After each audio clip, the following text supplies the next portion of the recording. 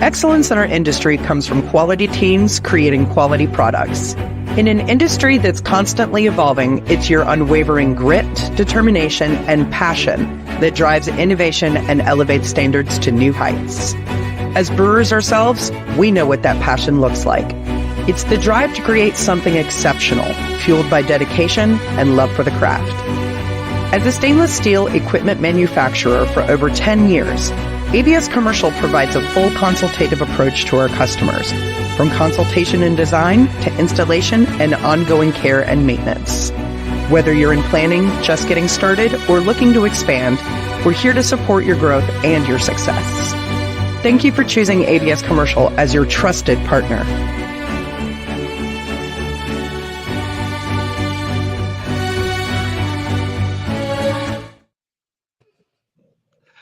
Hey everybody, welcome to Level Up Sell, increasing average ticket value in your tap room, because I like overly long titles. I also want to say thank you to our sponsors, ABS, and shout out to Kat Pierce for that incredible narration.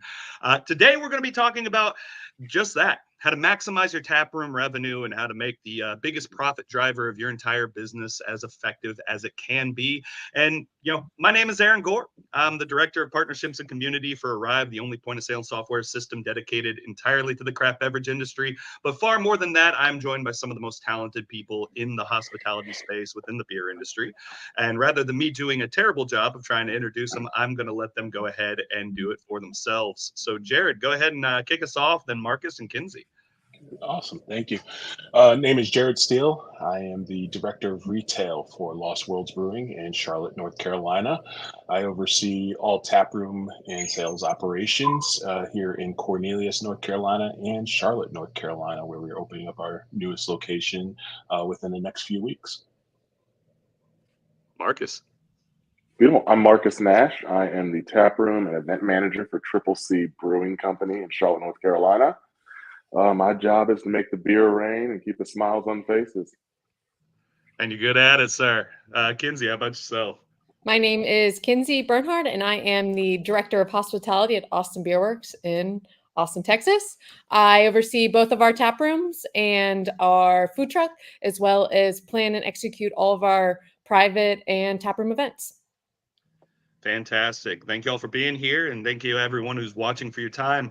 So let's start with where the average customer experience starts. Walking right into the tap room, that's really where the relationship with the customer begins. So Kindsey, can you speak a little bit about, when people walk into Austin Beerworks and previous places you've worked, what do you want them to see? How does that interaction first happen so that you're making sure that their experience is starting off right? Yeah, we definitely encourage all of our bartenders to obviously greet the customer. First impressions are important. They're important in personal lives, they're important in your work lives, and in the taproom experience. We want them to ask them, where Austin is a very tourist town, so a lot of our questions like, hey, is this your first time here? That's a very important question, because the majority of the time the answer is yes, especially if we've never seen this person. And then that gives the bartender a way to kind of tell them a little bit about Austin Beerworks and our beers. So yeah, greeting is incredibly important. Asking them if they've been here before, those kinds of questions. And then, then it's really easy for the bartender to go from there to ask them what kind of questions, tell them we have flights, kind of give them the big Austin Beerworks, elevator pitch. Fantastic. Jared, Marques, either one you want to kind of jump in on that? Initial experience, to Kindsey's point, is just so absolutely critical when it comes to building those relationships right from the get-go. Yeah, I think the moment they walk in, I think you need to realize that if you've never met this person before, that they are going to remember you for the best or the worst reason the moment that they walk up to your counter and check out your menu. I think the first words that you decide to say to a person will kind of settle how the rest of their day is going to go. I like to welcome and say welcome to every person that comes in, because you're inviting this person essentially into your home. And I want them to feel like they're at home. I've been to a place that asked me out the gate, what's your tab? And I was like, buddy, I just got here. I think it's important to say hello to, and not in a cheesy way, just genuinely put your flair on saying hello to your guests, because they will be your forever guests if they're comfortable. Yeah, I think creating the atmosphere all the time when someone walks through the door is buys you that goodwill.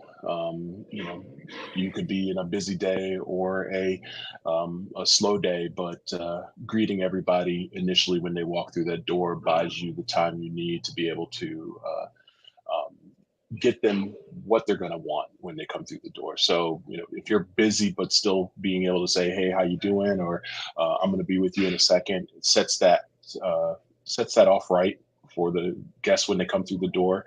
Because we have so much stuff going on behind the bar, from what we have for beers and now what we have for cocktails and food, and brewery is more now loaded up with entertainment stuff too. So we got to be able to relay that all to the customer in a timely fashion when they come through the door and greet them. One trick I always used to do when I was bartending, and I tell my staff this, is, find something like on their shirt or a hat that they relate to. Like, say it's a band or a sports team, like say, "Hey, like, great season this year," or something, or like, "I love that band or that music," because, then they remember that. They're like, "Oh, they talked to me about, the Grateful Dead shirt I was wearing, or the Chicago Bears, or, hey, I spent a summer in Chicago. Like, are you from there?" That's an easy trick for such a great conversation starter that a lot of customers will remember. I spent the summer in Chicago also. Yeah, don't spend winter in Chicago. That's where it turns around. So that's always one trick I do, is like find something that they're wearing and, make a comment on it, and start a conversation from it. Yeah, and I will say one thing that you guys have mentioned a couple of times already is about not just the experience side of it, but also about the human element. We're talking about a conversation and making people feel welcome, but so much of that is about person-to-person interaction. So when it comes to hiring, how do you go about making sure that you're not only hiring the right people, but setting them up for success and ensuring that even when you're not in the room, that experience is happening as genuinely and as consistently as possible? Marques? Yeah, I mean, when it comes down to hiring for me, some of the first questions I ask is, why do you want to do this? Like, why are you, do you like to talk to people all day? Because we're going to do that. We're going to help people hopefully find their forever beer, which can be exhausting because people want to pour a bajillion samples, and you have to have this passion to do this. So I ask people why they want to do this. And if they can find the humor into knowing that some days are going to be long, some days are going to be thankless, and somehow there's still a glimmer of joy in their eye by the end of this conversation, that's always a huge green light for me, knowing that they might stick around. But I need people who are people. I've been in multiple industries that have been in hospitality, but craft beer is different. It's special because we're all coming to these places because we enjoy a thing. If you're going out to a restaurant, you're just trying to eat so you can get home and go to sleep. You're going to craft beer, you're going to have an experience. So hire people that want to help create memories and moments, I think. Yeah, for me, I'm a little bit old school.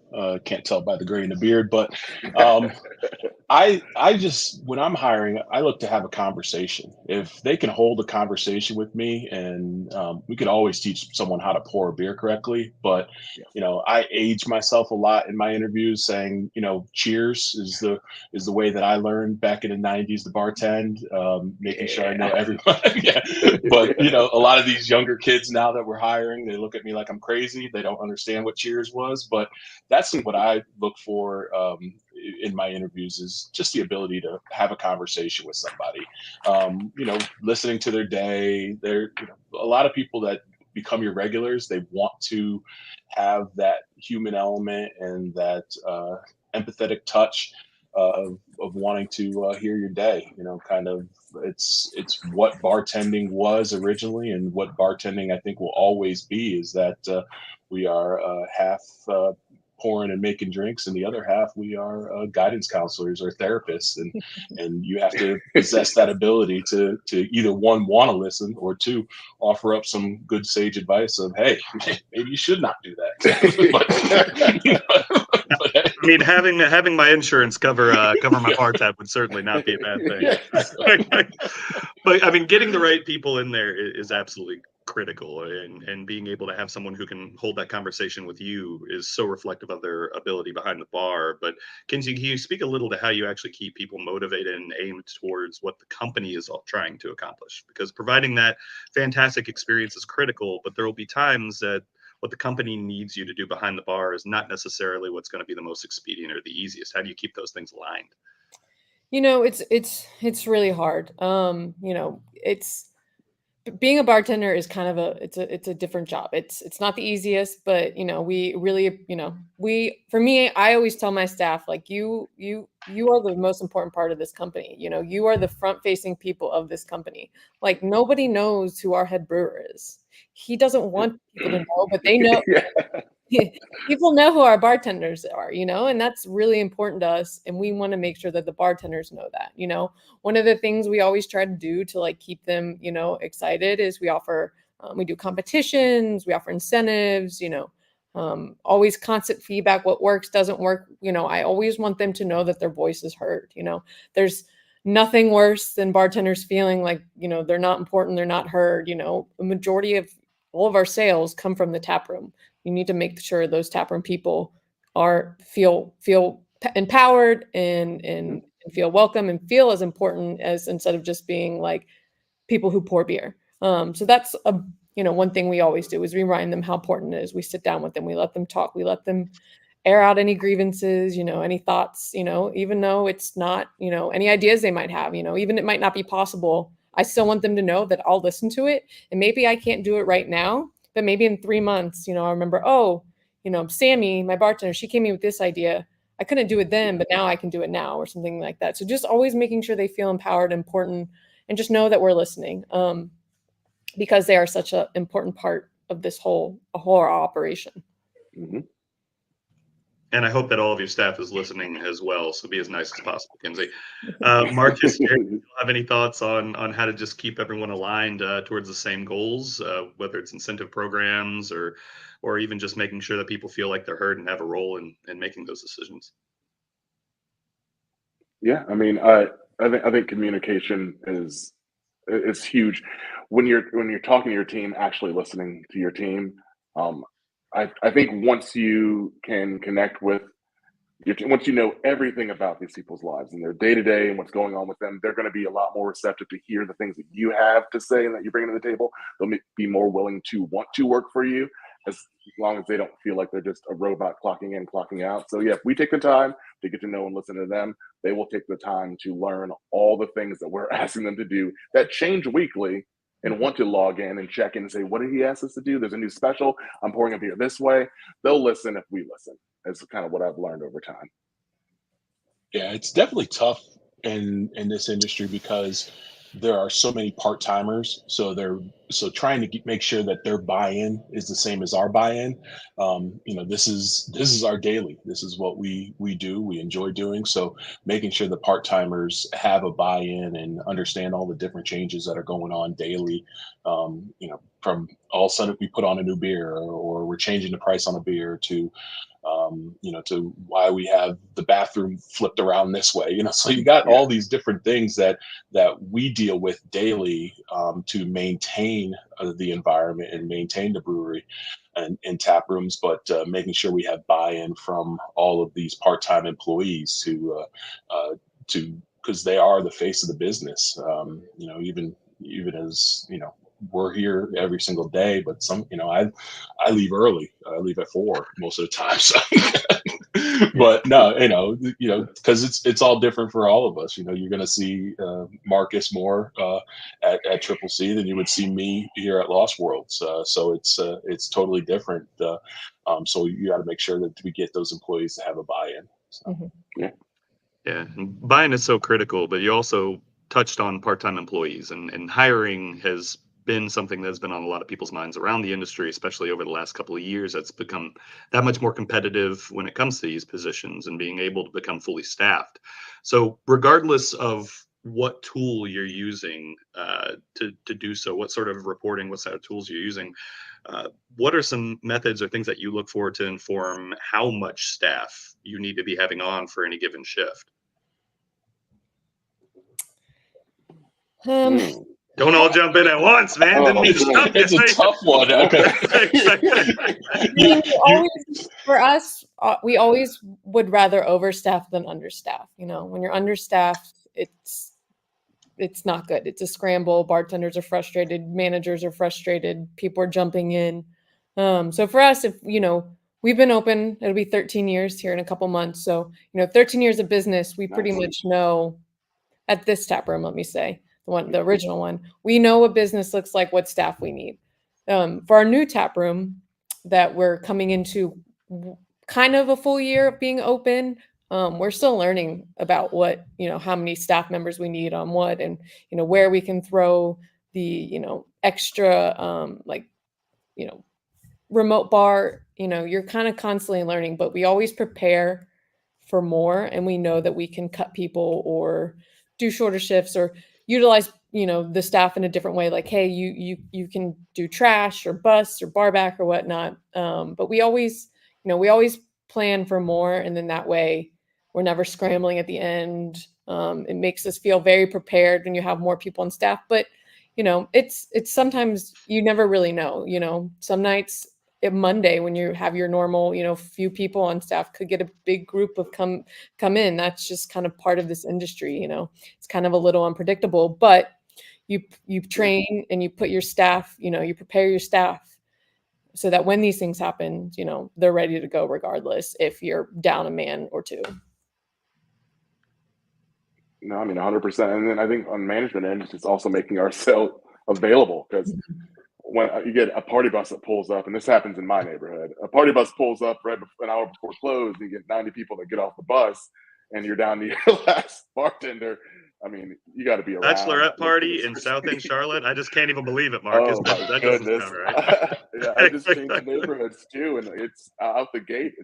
It's random, and it is very unpredictable. But I mean, I think you were right earlier. You got to keep it staffed up, and it's easier to thin it out than to go in there unprepared. But for management, I think we should definitely make sure that we are available as the support system. I had to make sure. I've learned that I have to make myself very available in this neighborhood, because, I mean, this is craft beer, man. It's going to be a roll of the dice of business. So just brace yourself. Yeah, for me, I kind of look at it a little bit different. I'm always kind of looking to ensure that the staff and the team is being properly compensated, so that I don't have to have tremendous amount of turnover in this industry. It's a very pedestrian industry where people are coming in and out the doors, and the amount of time then we have to put towards training a new person and things of that sort. So I'm always looking to kind of find that sweet spot of scheduling to ensure that I don't have to cut people. You know, I think it's a little bit easier to say, hey, can you stay for an extra hour versus cutting them? Because now if they don't feel they're making what they're supposed to make, then they're going to go on and look for the next opportunity that's in front of them. Type of thing. So I'm very cognizant of our staffing levels to ensure that to maximize everything out of that person prior to wanting to hire someone. So I kind of set my goals and standards on revenue to ensure that you know, this person should be able to handle this amount of revenue. If they can't handle that amount of revenue, then they're not the type of person that is going to be able to be successful. So you know, that's kind of how I kind of look at things, wanting to make sure, yes, we are staffed, but we are staffed that makes the staff happy. And so that their paychecks are good, and that way I know that they're going to work harder for me down the road. So yeah, it's definitely a many to many problem. That's always the hardest thing. But knowing things, even just like your hourly sales or your rev pash, goes a long way towards at least letting you understand what you need to have and just be able to make that work and still get everybody compensated. But speaking of staffing, one of the biggest nightmares when it comes to staffing is obviously events. That's also one of the single biggest ways to be able to bring people into your tap room. Yeah. Marques, you want to speak a little bit about running events and what are some of the considerations that you need to keep in mind for doing so? Cool. So I'll look at it from two angles. The first angle is I have an edge to this musically because I was a musician for a decade plus. So I know a lot of these artists. I know how it feels to want to be an artist, to be compensated correctly. So half of the business is pivoted to throwing really cool festivals where music is a really amazing draw. But the other side of it is the rehearsal dinners and the weddings. And I kind of break up teams into A's and B's. There are people who thrive and are built to deal with weddings and rehearsal dinners. Because, I mean, those are just different breeds of people. And then there are the ones that are coming out to a Metallica concert that we're going to be throwing and an event. So you make sure you have that team. I will say what has been very helpful is there is a company called Arryved that you don't say. that has made it really unique for some of these events that we've thrown in the past. We've been able to go back and to track and check the sales for these things. So when I'm doing these repeat big mega blockbuster events, I can see the game plan that I had before. I can see how that one broke down. I can see where I had things positioned, and I can kind of run it back. So, I mean, some of these are repeats, but just brand new artists, brand new music. Or, I mean, weddings, there's only so many ways to spin a wedding and so many ways to do a wedding. So, yeah, I mean, reflecting and seeing what you did before. I've had friends who've done an entire wedding in Star Trek cosplay, so believe me, there's plenty of ways of doing a wedding. A Star Wars wedding before. It was on May the 4th. It was epic. It was very, very cool. But I will say, coming back to that, I mean, data is just absolutely important. And I think that's one of the key things that all of us will agree with is that to some degree, you're always moving off of vibes in your gut and a previous experience, but you have to be able to have good data. And the people who are doing this by feel are the ones who aren't going to be able to thread that needle reliably. Kindsey, Jared, y'all want to touch base on events? Because I know that's an important part of what both of y'all do as well. Yeah, events is a huge part of my role. I'm the sole person who plans them for both private and your taproom events. No pressure. Just, I have help, but yeah, it's a lot of work. But events are such a huge sales driving force for taprooms. I always say, I think post-COVID, people need a reason to go out to your taproom, and events do that. Whether it is, we do trivia at one of our tap rooms, stuff like that. That's such an easy, consistent way to bring people in. People love trivia. One of the things we do a lot that we really love is vendor markets. Usually a lot of those markets are just looking for a free place to pop up and they bring business. If you have this space, vendor markets are so great. And doing different ones, because each different market group, brings a different types of local businesses or local, vendors, and then it brings a different crowd. It gives somebody something to do when they're having a beer. They come for dinner or lunch or whatever, a beer in the afternoon, and then they get to shop. We've done like a plant themed one, just kind of mixing it up. We do some with live music and ones with food, and we found that that really works for us. We thankfully have this space for it, and they're great things to do just on a Saturday or a Sunday, just to kind of give another reason for people to come out and do some shopping. Ones around holidays are great, especially Christmas. People want to get some holiday Christmas shopping done. So we found those to really work. And like Marques said, private events are great. We have a couple private event spaces between both tap rooms, and between birthday parties, anniversaries, graduations, kids' birthday parties. 1-year-old, 2-year-old, 3-year-old party requests I get at our brewery is absolutely insane. But the kids aren't drinking; the parents are. Of course, Bring a cake, bring a piñata, whatever. We'll host it. So that's really great to to bring in sales. Charge to rent the space. Of course, people are going to drink. So stuff like that is just very easy way to make a couple $100. On a Saturday morning. They're in an 11 and out by 2. It's great. It's easy. Yeah. Oh, I mean, Marques, I know that your kids have spent almost as much time being raised around tap rooms as mine have. My 5-year-old's been to 100 breweries, which is more than half the brewers I know. But Kindsey, one of the things that you touched on that really stood out to me was how important collaboration is, because you do have people out there that are really looking for spaces and really looking for opportunities, and they're looking for a place for their own business or their own nonprofit, their own opportunities. And above all, what a brewery is a venue. It's a gathering place. It's a third space, but it's also a venue and gives you the opportunity to work with people who might be able to mutually support each other. And one port caveat I will carve out is your beer is not a good enough reason for people to go out anymore, especially if you do any sort of distribution. But the average dive bar in a city has, 2, 3, 4, 5 craft options now. Good beer is easy to find.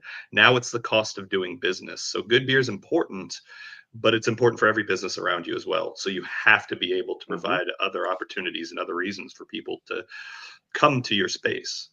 But once they're in your space, I don't think it's any surprise to anybody who's worked in this industry that 20% of your customers make up 80% of your business. The Pareto rule holds for almost everything. Jared, can you speak a little to how do you keep people coming back and turn them into regulars as opposed to just people who are stopping in, grabbing a 4-pack and leaving? I think we've pretty much set the blueprint on breweries and how they are community focused, and a lot of making sure that you take care of the people that are within 5 miles of your location, and you can kind of draw concentric circles around your brewery and you'll see where they come from, and your regulars, those within 2 miles, those within 5 miles, and those outside of that 5-mile radius. So wanting to make sure that we offer up what the regulars are looking for, I think is important. Even something as little as doing a pint night is something that they enjoy. And then from that point is making yourself as best of a destination for others as possible. The competition out there is tremendous within every area now on the beer side. So being able to offer up a different type of environment, a different type of experience. Lost Worlds is a little bit different than you'll find out there with a lot of the breweries. We take great pride in our culture and also the cultures that we put on our wall to show the folks. Almost like we're almost a mini museum when you come into our location. So that's how we want to separate ourselves. That it's going to be an interesting and a fun time and enjoyable. I know you guys were talking about Star Trek a second ago. We are the only brewery in the country that can offer you up a Star Trek beer. Enterprise, our blonde. We are the sole provider of that for Star Trek. So it's it's all how we are able to provide something new and something fun and to the people. So. Oh, that's fantastic. And Kindsey, Marques, do y'all use any sort of direct marketing, whether it's SMS or newsletters or email? And how much efficacy have you seen in being able to speak directly to the customers who might be the most interested in what you have to offer? We previously used to do some newsletter stuff, but nothing right now. Obviously our big way of communicating customers is social media, but we also put a lot of posters and signs up in the tap room where people see them, but nothing directly to customers right now. Yeah, no, I felt like we had a Spider-Man moment, the twins, because I mean, it is at this point. I mean, those newsletters are rough. I mean, no one's opening those things, no one's reading those things, but we'll beat you to death with a killer poster. You're going to see and get constant updates on every social media platform, what's going on as a play-by-play. And it seems that that's just kind of the direction we're really moving in. I don't really know if newsletters are happening anymore. It's kind of we skew a little. We skew older here, so we do get those click opens on our newsletter. Grandpa Thursday. Jared, tell us how that things happen in your generation. Every Thursday morning, you're going to get a newsletter from us with a weekly rundown of what's happening for the weekend and stuff like that. I think because we do skew older in our Cornelius location, our average customer is easily over 40 years old here. They do read them, and matter of fact, when I am here in the evening, it's kind of funny. Once in a while, when I'm here in the evening, they're like, "Oh, we read about you in a newsletter and everything," and that's the only way they. I'm like, "All right, awesome." So I think, but we got the place decked out in posters like everybody else. Social media, trying to find that sweet, happy spot to continue the figuring out that algorithm. Meta sucks, but it's what we have to deal with, and and finding how that works. And maybe if I hire someone younger, we might figure out TikTok at some point, but who knows? Just in time to not be able to use it anymore. No. Yeah. Well, I think the real key takeaway here as well is to really learn your audience and learn what they respond best to, because I've heard very similar to you, Jared, in a lot of the places that are outside of major cities, whereas within major cities, they do tend to trend more towards the Instagram, trend more towards TikTok marketing, a little more of that. So I think discovering the channels that work best for your customer is the key, but make sure that you lean into them, because we do live in an incredibly connected era where you have more opportunity to speak to your customer than ever before. It's easy to forget that it was only 20 years ago where the ability to do this did not exist. It was very expensive to reach your customers. And if it was not foot traffic or word of mouth, it wasn't happening. But once you have them in to your ecosystem, once they're actually listening to what you have to say, are there any ways that you've used to keep them around, whether it's a loyalty program or a mug club or a subscription service? Marques? I'll start with probably the easiest thing you can do is probably remember their name. Try to remember. Boy, does their that name. help. If you see this person more than twice a week, you better know this person's name. And then cheat. Look at their damn credit card. Yes. I don't know why people don't do that. We have the advantage. We have the cheat sheet in front of us. So even if I know people's last names better than the first names. And they're like, "Why did you call me?" I was like, "Well, dude, that's how I've known you for 3 years. Is that your last name?" Their last name. I think you also keeping people in a space. You know how I stay in a space. So if I go somewhere and my foot is tapping and I'm enjoying what I'm hearing, the music, you don't have to sing along to the song, but if you're comfortable with what you're hearing out loud, you're more than likely going to go back to that place because you were comfortable, and you'll stay and you'll sing and you'll dance. It'll keep my kids quiet and calm if they're in a place where a little bit of Prince is playing in the background and everyone's relaxed. But just, I don't know, pay attention to what they need once they're in there.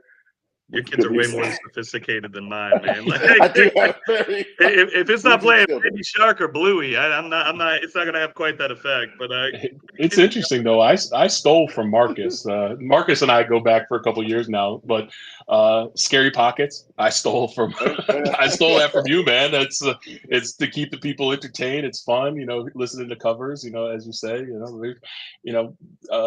being able to take from everybody is always important. There aren't many fresh ideas, but being able to take an idea that somebody else has and making it work for you in your brewery. Everyone's got music, everyone's got beer, everyone's got everything. So it's how does it really work for you and in your space? And sometimes I enjoy if I'm here, my Yacht Rock Sundays.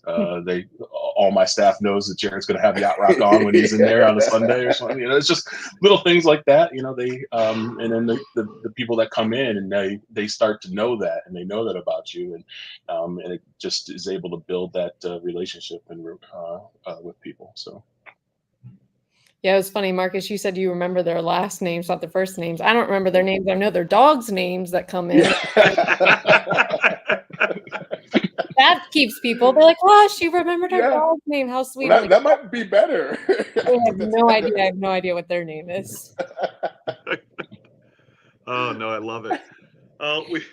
We've talked a little bit about some of the other ways that you can engage customers, but I think one of the biggest changes over the course of the last few years when it comes to how to run a tap room is that food is no longer an option. It's a requirement, whether that's a food truck, whether that's a pop-up, whether that is, hey, Warren Bondi of Beer Marketeers, I see you on the comments, by the way, but whether it's a food truck, whether that's an in-house option, a leased kitchen, can you each speak a little bit about how you've handled the food question? Because anybody who's looked at the numbers knows it's not necessarily going to be a huge profit driver for you, but people drink significantly more, they stay longer, and you don't have that 5 o'clock slump when you have that as an option. Kindsey, you want to kick us off?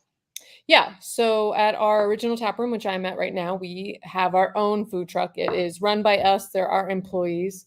Since I've started here, I'll be going on 2 years at Awesome Beerworks. I have seen our food sales increase from around 20% to about 30% in about 2 years. 30% of our total overall daily sales, which includes beer, merch, beer to go, all that other stuff, which is a huge jump in 2 years, 10% growth. Some obviously sometimes that number is higher, sometimes it's lower. People are coming in. We only have a lunch crowd because of food. We only have a huge dinner pop or a happy hour because of food. It is so incredibly important. And we saw that when we opened our second tap room and we outsourced our food truck, and they had some complications getting the food truck open because of course you do. Nothing can ever go super smooth and correct the first time. And we saw what sales can be like when you don't have a food option. They're not great. People don't come in. People want to come in and it's like, hey, do you have food? Or when's the truck opening? Those are constant questions we heard people ask. And we knew, right, I knew before how important food was. But having also a permanent option, the rotating food truck, I guess, can work for some people. But I think people like to know when they're going to your establishment what the menu is and what they're going to get. They don't have to look at social media and figure out what food truck's there that night or if it's canceled or stuff like that. So kind of having a constant, and again, that works for us. Some other breweries, maybe the rotating food truck schedule works, but we just saw for us, people want to know what to expect when they come to our tap room, and that includes food as well. But yeah, food is incredibly important in offering a wide variety of options. And then I will say, if you have an event room, offer catering through your food truck or your restaurant or whatever. People always will go through you because it's the easier option, and that's just more money in your pocket if you can offer it. And Jared, I know that you have all sorts of lovely things to say about third-party food trucks. Other than John G's, they will pack house. Here in Charlotte, John G's barbecue. Yeah. John G's barbecue is the best barbecue on earth. But outside of that, I know you've been dealing with that for years, and that comes with some advantages as far as startup costs, space, et cetera. But tell me a little about some of your experience there. I mean, the food truck industry has gone through a lot of different changes over the last 4 to 5 years. Here we are exclusively food trucks, but we do have a couple of restaurants around us that we do have partner food programs with. But it's being able to find those 5 to 8 food trucks that you can trust that they are going to want to be a part of your business and what you're doing. And I think as long as you're a successful brewery and having the people come through the door, it makes it easier to have those relationships with the food trucks around. But I am a big proponent of having a permanent feature, but sometimes you just can't do that in this industry, in this business, and how the setup is. Our location is more important to right now of tank space than it is a kitchen. And so, we rely on those food truck partners to come out to us every single day. Awesome. No, completely agree on that. And it's 2 different models, but 2 different models that work in very different ways. Mm-hmm. But food is not the only product that you're responsible for. Obviously being able to manage, the tap list, being able to manage the inventory there, being able to manage what products get in front of your customers when they walk in the door is its own challenge. And Marques, not only have you done that at multiple locations, both working with other people's products and some of your history at Mellow Mushroom when you and I met, all the way through Sugar Creek, where you were responsible for a product with High Top Hop. And now with Triple C, with all the amazing things that they're putting out. Talk a little about what the role is of the front of house in helping guide the product and guide what gets in front of customers, and how you make sure that you're maximizing the opportunity there. Thank you. And that's a huge question. No pressure. I didn't mean to give you an easy one. I can lob some more softballs if you like. I like this. Well, I think we'll start with the beginning. God, I forget you knew me from Mellow Mushroom days.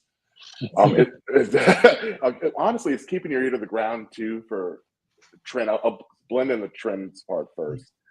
Is beer changes and evolves so quickly that you kind of have to know what the people want next without knowing what the people want next. And not wasting money buying things that are going to fail. Like, thank goodness I knocked High Top Hop out of the water. So I did medium first year, great second year. But I mean, if you don't communicate with your team via email, scheduling, and calendars, you're going to completely fail. I have 5 calendars that are all somehow married together. And I think every person in every department is connected to the ones they do. And I update all of them constantly. It's exhausting, and but it's it's my life. I still at the same time love it.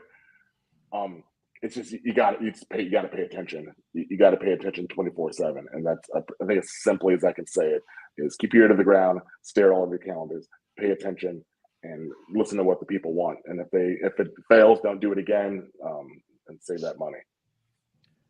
Kindsey, Jared, anything else to add there? Go ahead, Jared. Oh, I was going to say, I think also to that is really having conversations with those around you too, the other breweries, our compatriots out there.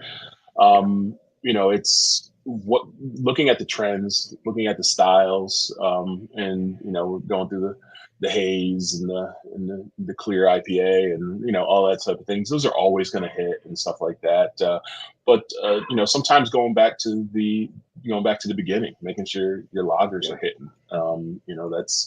That's always going to be the number one seller. The IPAs do great, but those lagers, that is the easiest way to get to as many people as possible. So, having those weekly, daily discussions with your brew team, throwing out their ideas of, can you do this for me? Can you do that for me? They might tell me no, but then I'm going to tell them, hey, I'm selling it, so maybe we should try this, and type of thing. And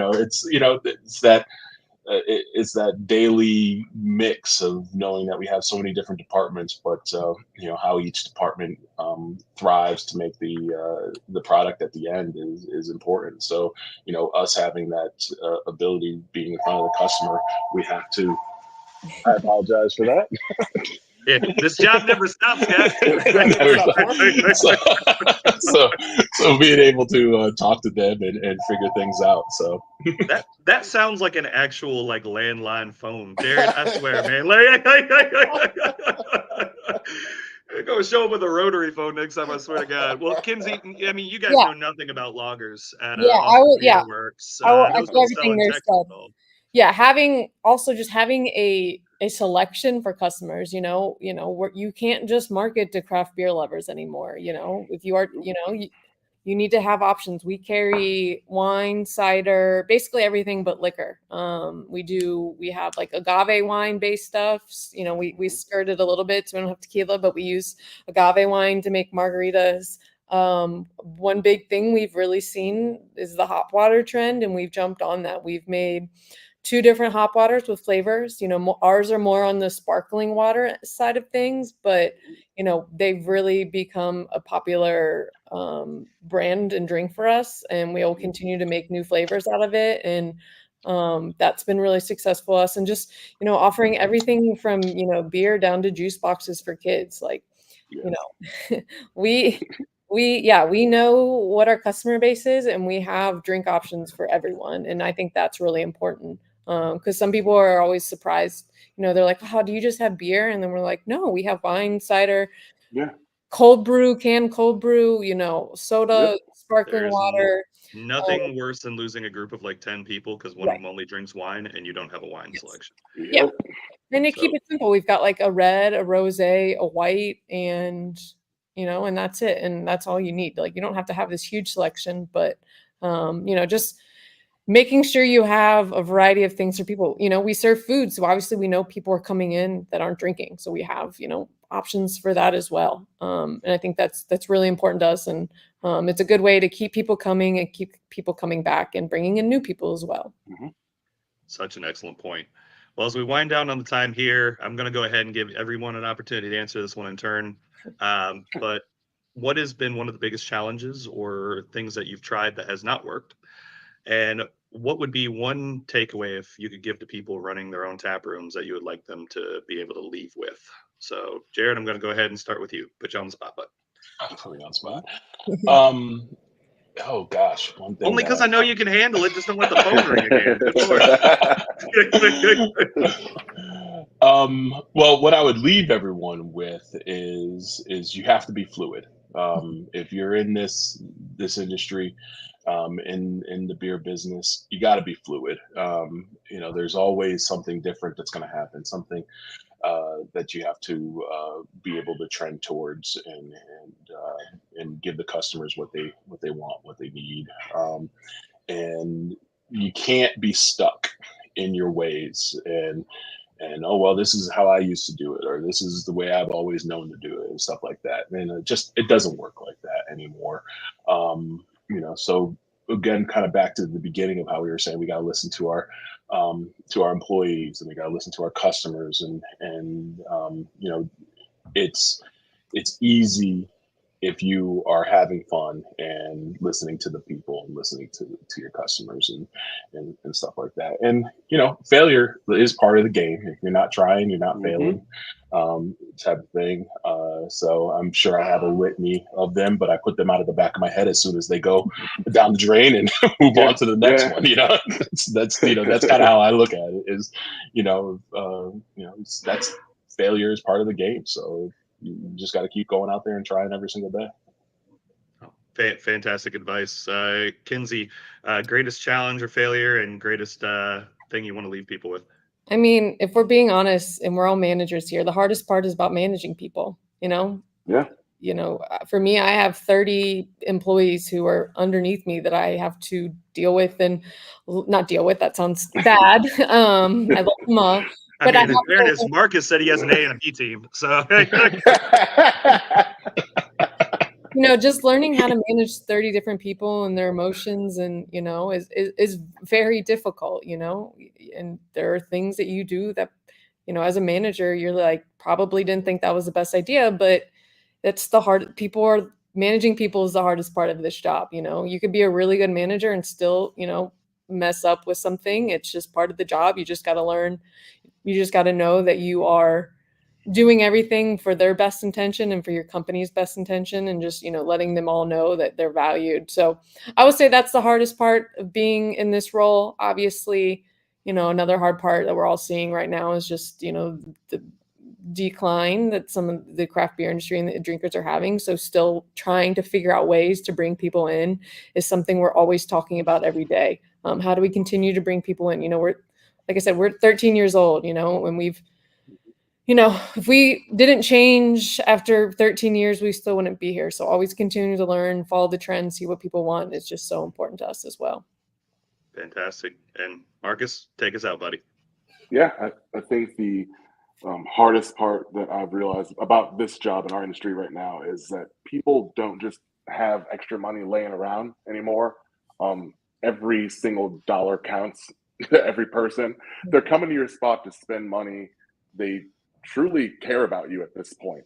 I mean, we were all getting checks and help years ago from this pandemic, and it seemed like people were balling out and spending money on craft beer like it was going out of style. And like right now, every dollar for every family. I know that dollars matter in my house. Like I've never paid closer attention to my finances. So I think the hardest part is making sure that we respect the fact that we're making something really cool for people who are choosing to come and spend their money there, and kind of honoring that. But I think, to leave with, because you hit it perfectly, was we have to continue to evolve. And I get there are some breweries that are like, this is who we are, this will never be anything else, and we'll never change for anybody. And that's cool. If that's your thing and it works for you, ride out into the sunset. But you have to be willing to change. I mean, I never thought in a million years that I would have like actual juice boxes for children in the cooler right next to mixers and stuff for drinks. But like, it's just like, it's who we are now. And like, I love that I can bring my kids there, and my daughter knows out the gate, apple juice. Like, and dad's gonna get his apple juice, and my daughter's gonna get her apple juice. And that's special, man. So the amount of Costco runs we make to go get juice boxes. So many Costco runs. You can't, if you don't have a Costco membership and you run a tap room, you're doing that wrong. Yeah. Or Sam's Club or BJ's, whatever. We do Capri Suns. We enjoy the Capri Sun bags. Yes. I didn't realize that y'all were making money. Good Lord, Jared. Well, guys, thank you so much for being able to take the time and contribute some of your knowledge to the collective. Thank you, everybody who's able to tune in. If I'm going to leave everybody with one challenge and one thing I hope you take away from this, the challenge is that this is a people business, and that makes it very, very difficult because people are unpredictable and they have other things in their life that they care about. And that goes both for your staff as well as the customers who we've all had to kind of relearn the skills of how to communicate with over these last couple of years. But the biggest takeaway and the biggest opportunity is also that this is a people business. Above all, it's not a product business. It's not a beer business. It's not even a hospitality business. It is a human business. So if you keep your focus there, you're going to have success now more than ever before. Thank you so much, everybody, and have a great day. Thank you. All right, guys. I really thought you were going to say your biggest takeaway is don't fly to Albany, but that was just me. Hey, don't fly to Albany. Like 2.5 days. Oh. Andrew, you going to close this thing down, or are we just going to sit here and rip? Great closing note. I was feeling good about it. What other kid drinks can we bring to the people? Lemonade. Lemonade. What about the Gotta be Yoo-hoo? coffee milk. I don't know if y'all ever seen that before. We But, talked about milk the other day, and I said, no, we are not bringing milk. Chocolate milk in a box. Yeah, bring it back to the old school. by the way, we got somebody in the comments asking where am I? I am in a hotel in Austin, Texas, where me and Kindsey will be doing another panel tomorrow together. Aaron Gore World Tour. That's what it's been this year, man. It's like me and Tay-Tay. Me and Taylor Swift. We're hitting as many places as possible this year. Got my own Travis Kelce at home, but yeah. My wife finds out I'm referring to her as Travis Kelce. I'm not sure if it's a good or a bad thing, but all right, everybody. Stay tuned. Hop on over to Julie Rhodes. I know she's going to be coming up next. Some fantastic stuff. Everybody, click that leave studio button. Let's get the hell out of here. Bye. See you soon, Marques.